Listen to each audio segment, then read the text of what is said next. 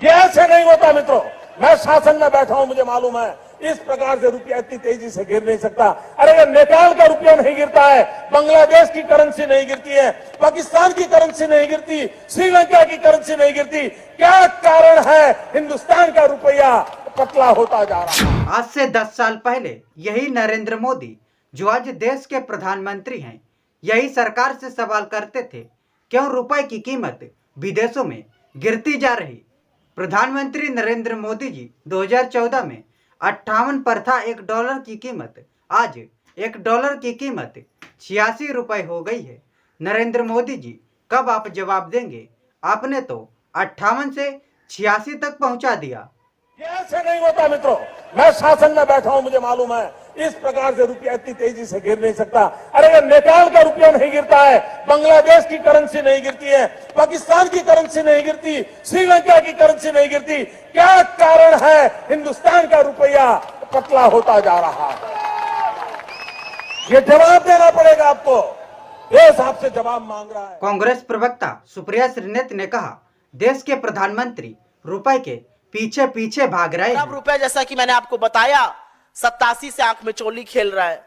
ऐसा लगा कि रुपया भागता जा रहा है और मोदी जी यहां से नारे लगा रहे हैं, सब अब की बार 60 पार, अब की बार 65 पार, 70 पार, 75 पार, 80 पार, 85 पार, अब तो 87 भी पार ही करा देंगे।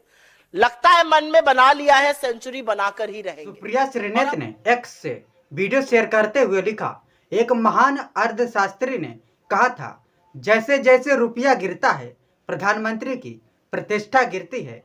मई 2014 में $1 की कीमत 58 रुपए थी। जनवरी 2025 में $1 की कीमत आज 87 रुपए हो गई है। अकेले नरेंद्र मोदी ने 50% डुबा दिया। आरबीआई ने सितंबर से $80 बिलियन खर्च किए, लेकिन रुपए नहीं संभल रहा। जैसे रुपया गिरता है वैसे वैसे प्रधानमंत्री की प्रतिष्ठा भी गिरती है। मेरे सूत्र तो मुझे बता रहे हैं कि प्रधानमंत्री आवास और कार्यालय में बड़ी खुदाई चल रही है। ढूंढा जा रहा है खुदाई कर करके कि कौन से गड्ढे में प्रधानमंत्री की प्रतिष्ठा जाकर घुस गई है। पता नहीं आपके सूत्र आप लोगों को बता रहे हैं कि नहीं बता रहे हैं। रुपया अपने सबसे निचले स्तर पर $1 के मुकाबले, प्लीज चेंज द ग्राफिक, 87 के पार लगाने को बेआबरू है। 86-95 तक आ गया था, फिर थोड़ी विदेशी मुद्रा भंडार को कम किया गया, जैसे तैसे 86-30 पर संभाला गया, लेकिन कुछ ही दिनों और कुछ ही घंटों की बात है 87 भी पार हो जाएगा। और यहां पर इसलिए यह बात बतानी जरूरी है क्योंकि जब नरेंद्र मोदी इस देश के प्रधानमंत्री बने मई 2014 में, तब उनको हमने रुपया 58 पे दिया था। चौथा ग्राफिक लगाइए। $1 के मुकाबले मई 2014 में रुपया 58 था।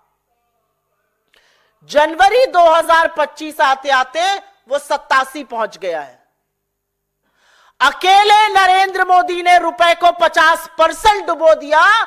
रुपया पतला होता जा रहा है, यही कहते थे वो, और उसको पतला वो करते जा रहे हैं। और ये भी कहते थे मैं शासन में बैठा हूं, मैं समझ सकता हूं। अब तो आप प्रधानमंत्री बने बैठे हैं, क्यों नहीं समझ पा रहे हैं? 58 पे रुपया दिया गया, उसको 87 पे पहुंचाया, मतलब 29 रुपए के करीब करीब रुपया गिरा। और 50% डाउन है रुपया नरेंद्र मोदी जी के शासनकाल में। और ऐसा नहीं है कि रुपए को बचाने के लिए कुछ किया नहीं गया, पूरी ताकत लगाई जा रही है आरबीआई की ओर से। विदेशी मुद्रा भंडार, अगला ग्राफिक दिखाया जाए, 5वां। सितंबर 2024 में पीक पर विदेशी मुद्रा भंडार था $704 बिलियन। उसमें से लगभग $80 बिलियन खर्च कर दिया गया कि किसी तरह से तो संभले रुपया, लेकिन वो रस्साकशी चल रही है और रुपया संभल नहीं रहा है। $80 बिलियन खर्च किए गए, मतलब करीब करीब 6,83,000 करोड़ रुपए खर्च किए गए कि रुपया 87 ना पहुंच जाए, लेकिन रुपया तो गिरता ही जा रहा है, गिरता ही जा रहा है और गिरता ही जा रहा है।